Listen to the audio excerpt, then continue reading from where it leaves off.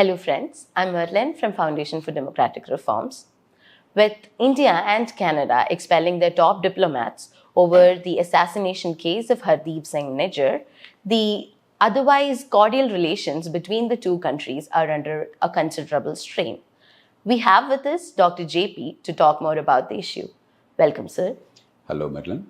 Sir, what is your perception of the issue between India and Canada over the assassination of Nijjar?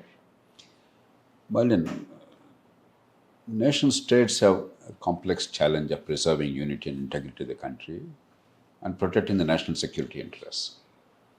Friendly countries, particularly in their democratic countries, both dedicated to the concept of rule of law, they resolve the problems, if any, quietly, efficiently, understanding each other country's interests. Now, Canada's behavior is a little surprising. First of all, Indian government's claim is that Canada has not provided a shred of evidence. I'm quoting them. The latest statement of Minister of External Affairs. I do not know what is the fact. You do not know. But if the government is publicly and repeatedly saying you have not produced a shred of evidence, Canada should have produced evidence, or if they actually submitted the evidence to Indian government, they should have made it public.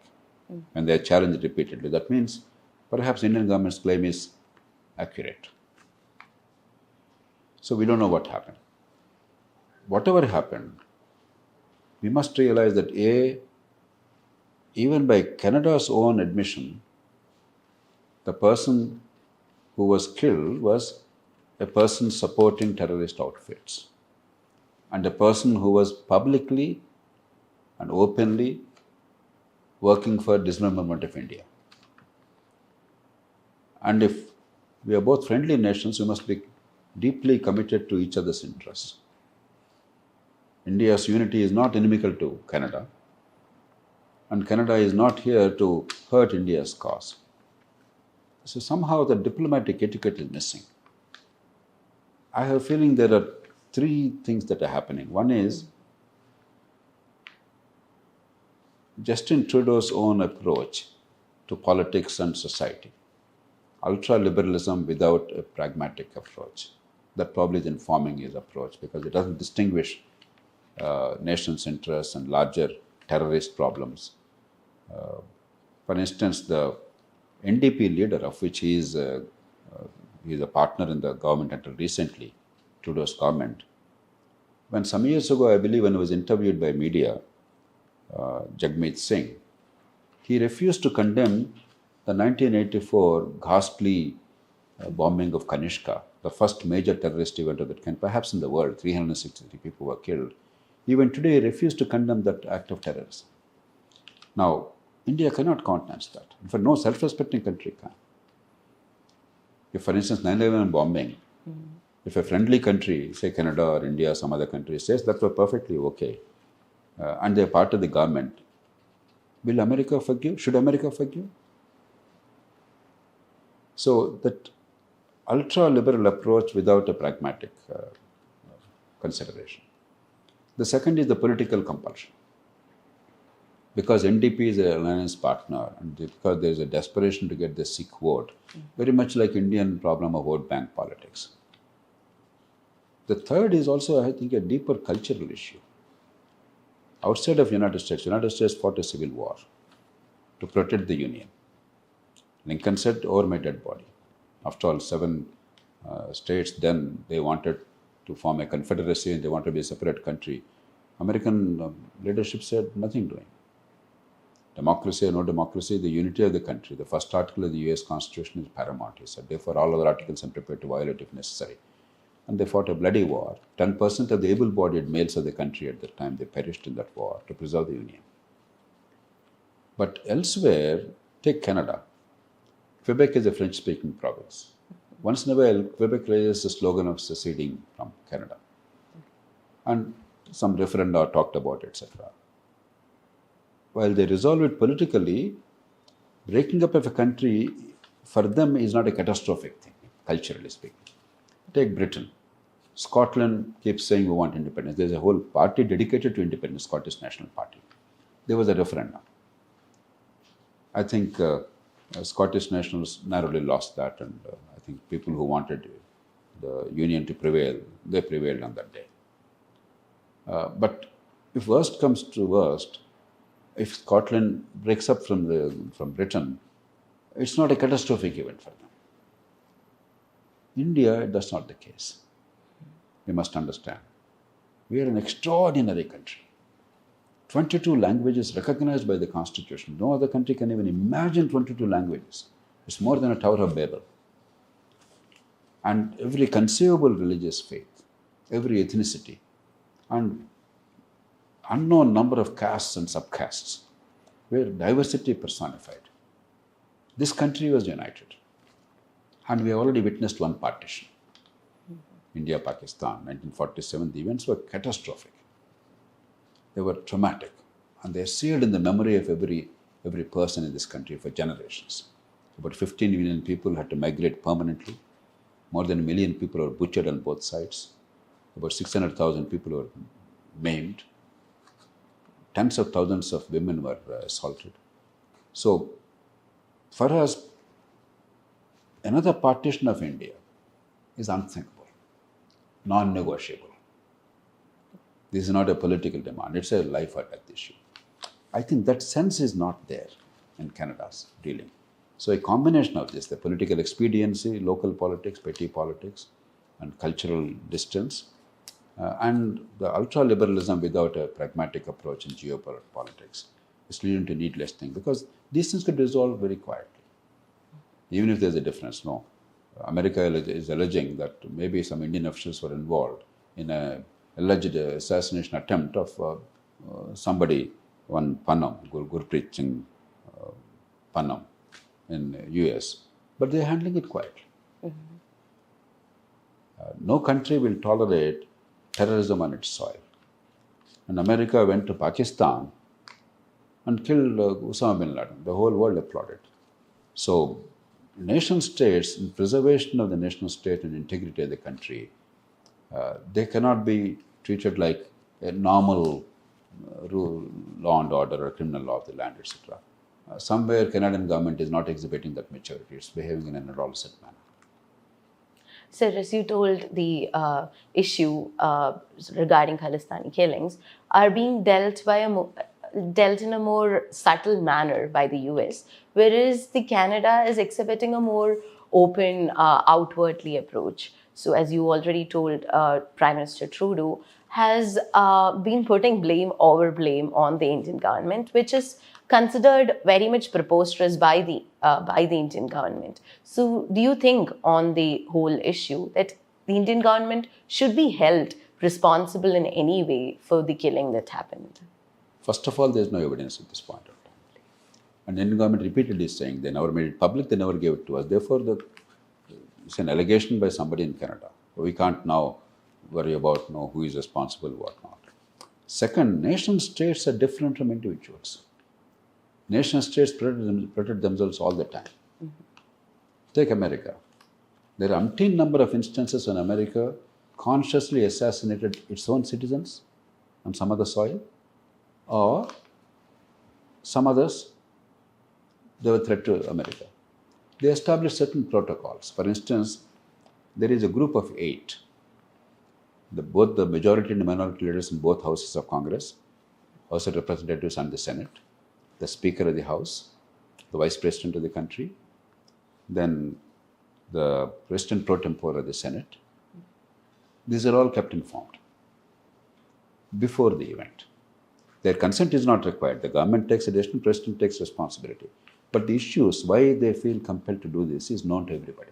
There's no secrecy there among those 8 people. They're kept confidential.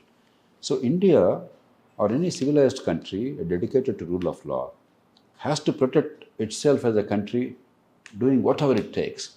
But they must have internal procedures to make sure that that power is not abused. Intelligence operations, black operations are not abused. Even if indeed we are indulging in those, we don't know. Even if we are. So those safeguards are necessary for our own safety. In this case, while we don't have procedures in place in India to the best of my knowledge, even if Indian government is involved, nobody can accuse that this is abuse of power. This is a legitimate exercise of power to protect India's national interests. For instance, if one day we find Dawood Ibrahim, who was held guilty in Indian courts and enormous amount of strife was there. Hundreds of people in Mumbai were killed. It's one of the most traumatic events in India's national life, and a ghastly act of terror. And if Indian security agencies do mount an operation to neutralize him, it's perfectly okay. It's perfectly legitimate, perfectly all right. So nation states can't be treated on par with citizens in terms of law. There's a degree of order involved, because if a nation is dismembered, the pain caused globally and within the country is phenomenal. So this is a very juvenile act to treat the nation states' actions, if any, on par with individual actions. So you were referring to the vote bank political situation in Canada, with the Trudeau government having a considerable majority of 6 within the cabinet. I think almost 4% Not of majority, but significant number of seats. 4% of the Canadian cabinet consists of 6, compared to the 2% population that 6 hold in Canada. Now, do you consider the whole issue as a diplomatic fiasco or as a political vote bank political play? A combination. On the part of Canada, it's a vote bank play. But this is not the issue on which they should have played the vote bank things. Wrong. And diplomatically handled very ineptly in an amateurish manner. Whereas Indian government, whichever be the party in power in this country on issues like this, and on this issue in particular, I think we're united, and the response is mature and adult-like. And I think we should appreciate that. So this whole issue was diplomatically dealt in a very abrupt and very open manner. So in the recent years, and even before the Trudeau government, the government before the Trudeau government also saw a considerable increase in student exchanges between India and Canada, bilateral trade between India and Canada. So the increase in population of Indian diaspora within the Canada has been on a rise in the recent years. How do you think this issue will be perceived by the Indian people of Indian origin living within the Canadian territory? First of all, between the people of Canada and people of India, I think there's no ill will at all. This is entirely the missteps of one particular government which is in a minority right now, which is struggling, and of a particular leader who himself is facing headwinds in his own party. Probably like to lose the next election. But I don't think it's a Canadian people versus Indian people versus. There is no animosity between the peoples or the cultures. So I don't think there will be lasting impact.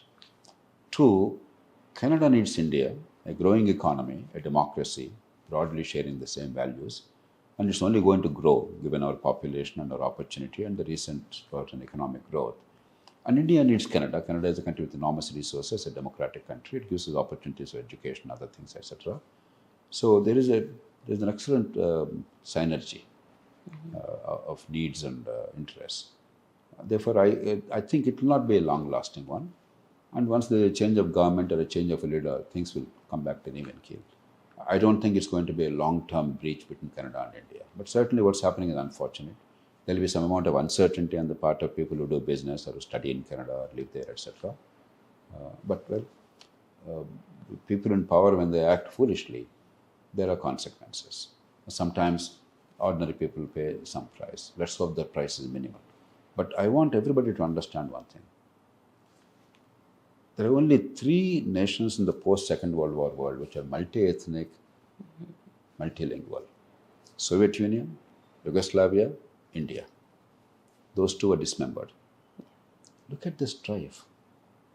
Even today, Russia versus Ukraine. I believe Russia is totally wrong in knowing what it's doing. But that apart, who is right, who is wrong, you can't dismember nations like that without consequences. The bloodshed in, for instance, the erstwhile Yugoslavia, the amount of pain and suffering people have endured. So the balance of convenience lies in a federal arrangement where people come together, respect each other's rights, and live peacefully rather than breaking up countries. Somehow the West has not adequately understood this. For them, sovereignty is just a piece of paper, anybody, anywhere. Where is the limit to self-determination? All right, you do it on a language basis. India should be 22 languages.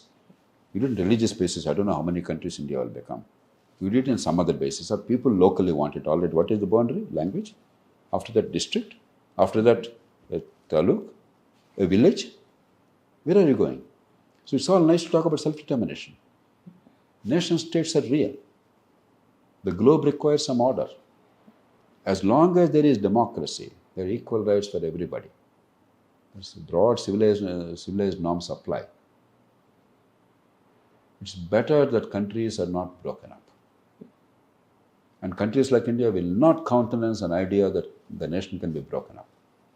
I don't think there's an Indian citizen, north to south and east to west, irrespective of party and religion, who would want India to be broken up. Canada has not understood that. The strength of feeling, not of Modi or a government or political parties, but the people of India. This issue probably unites Indian people more than anything else. So if they're trying to test India's will, they're playing with fire. Thank you so much, sir. So we can hope for the people-to-people ties between India and Canada and within India to flourish more. Thank you, sir.